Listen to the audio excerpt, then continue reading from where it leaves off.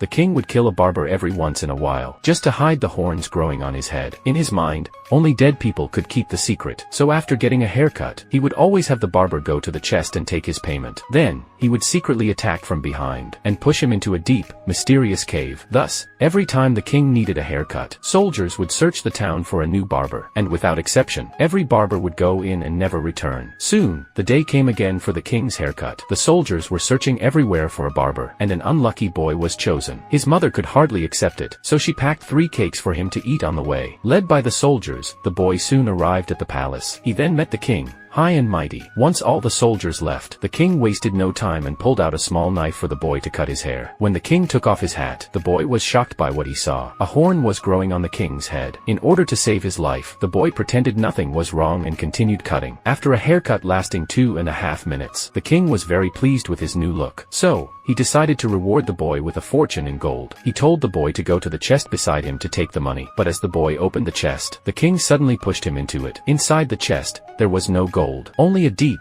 mysterious cave with a rushing river beneath. The boy, caught off guard, was swept away by the current. The king thought the boy would die, but to his surprise, the boy survived. The surroundings made the boy shudder. There were piles of bones everywhere. The boy realized the place was full of danger. At that moment, he just wanted to escape as fast as he could. Just then, a noise came from beneath the pile of bones, which startled the boy and made him step back. In the next moment, a giant snake appeared before him. Without hesitation, the boy immediately began to play the flute in his hand. The music made the giant snake happy, and then the boy took out one of his cakes and offered it to the snake. The snake, moved by the boy's kindness, let him go, and sent him out of the cave. Just as the boy escaped the snake's mouth, he was spotted by a hungry wolf in the forest. The wolf lunged toward him, but the boy scrambled up a nearby tree, barely escaping becoming the wolf's meal. However, the wolf was determined not to give up, so the boy played the flute again. When the wolf fell down, the boy was knocked off the tree. The wolf's stomach growled loudly from hunger, so the boy took out the second cake and gave it to the wolf. After eating, the wolf decided to let the boy go, and carried him out of the forest. On the way,